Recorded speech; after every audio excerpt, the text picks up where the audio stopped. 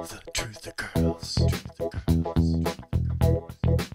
Hi everyone, it's Sonia here. Transgender athletes are to be allowed to compete as the other sex in the Olympics without having gender reassignment surgery.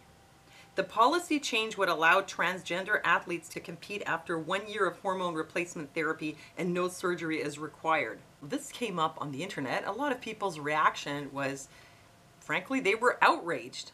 The current Olympic rules acknowledge transgender athletes' right to compete, but with specific provisions under the Stockholm Consensus, which was adopted in 2004, such as they have to have gender reassignment surgery and have legal recognition of the gender they were assigned at birth.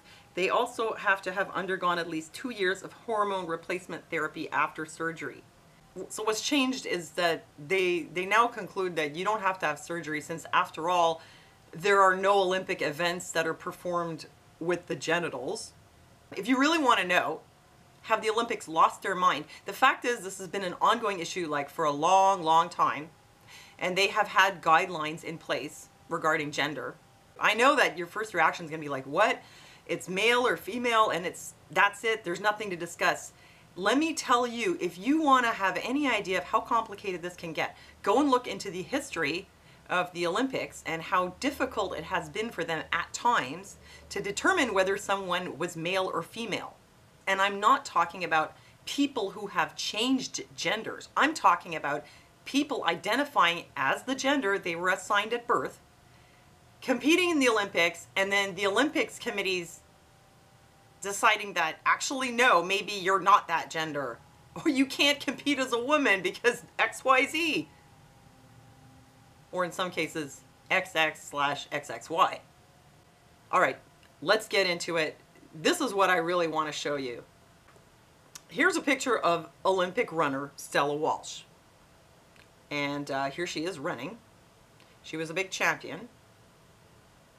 You may notice she looks a little masculine. Well, after Stella died, it was discovered she had ambiguous genitalia. Not that she was male, but ambiguous, meaning it was hard to tell what it was. Probably what it was that Stella was intersex. Here's another athlete from the time, Helen Stevens. She was rumored to maybe also be a man. Maybe she was intersex. The problem hasn't been one of men masquerading as women to sneak into the Olympics. There was one case in Germany many years ago of a female who was found to be male. As far as I know, this was the only case of this kind. But the issue of where you draw the line between male and female has been an ongoing problem. What the Olympics did was they implemented rules where you had to undergo a physical exam, quite an invasive exam. And so the rule was, it depended on your genitals at the time. Down the road, however, they discovered that maybe that wasn't where you draw the line. I'll give you a few examples. Here's Maria Jose Martinez Patino. When they did genetic testing on her, because by this time they had the technology, they found that her genes say XY. Even though she looks like a woman, she has woman's parts, she was identified as a woman at birth, and yet her genes say XY. Because Maria Jose Martinez Patino was apparently an XY female. This is what happens when someone has complete androgen insensitivity syndrome. You have the genetics of a male, but you're not sensitive to male hormones, so you end up actually developing as a female. There was also, much more recently, the South African runner Caster Semenya. Well, to make a long story short, it turned out that Caster, who was identified as female at birth and continues to identify as a female, has XY genetics. She has complete, or maybe partial, androgen insensitivity syndrome, because she is, after all, very muscular and has a deep voice. So maybe she's not 100% insensitive to androgens, but I mean, look, they said she was a girl. She says she's a girl. The Olympics said, we're not sure. She had a whole big legal battle. In the end, she was allowed to compete after undergoing some hormone therapy. But what would you have her do? Would you send her to compete as a man? Someone's born, they're raised as a girl, lives as a girl, identifies as a woman, goes to the Olympics, and they're like, sorry, no, you're a man. Now you have to compete with the men. Here's another really interesting case. Eva Kuckowska, a gymnast.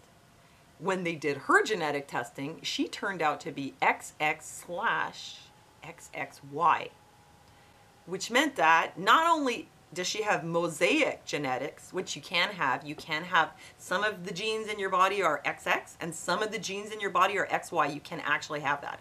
Not only did she have that, but the mosaic, the other part, was XXY, which is another genetic variant known as Klinefelter syndrome. Well, a person with Klinefelter's is identified as a male, but grows up to have a body that could be quite female looking, as in with breasts. Sometimes the feminization is sort of minimal, sometimes it's more on the other end. Sometimes they end up saying, hey, I'm a woman. I mean, that's one of those cases where there's not like a clear line, you know. Well, Eva Kuckowska was then disqualified, had to give her medals back. But down the road, the Olympics had to give her medals back and apologize to her after she gave birth to a baby. There was also the case of Pinky Pramianic, who was kicked out of sports after it was discovered she was genetically XY. A board ruled she had predominantly male features. After being excluded from competition for 8 years, they finally decided, okay, yeah, she's female, and she has now been able to return to running since 2016. Sometimes it's not even about the genetics or the genitals.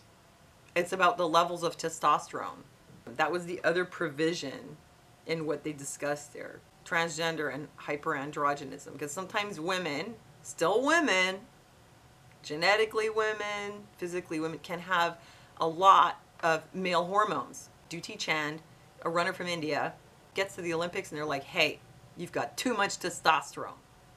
You don't get to play. Well, she was able to return to the Olympics, but she had to undergo some hormone therapy.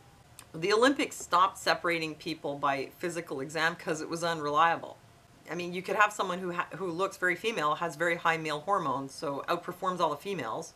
They didn't know that at the time, but eventually they moved to genetics. Genetics turned out to be unreliable.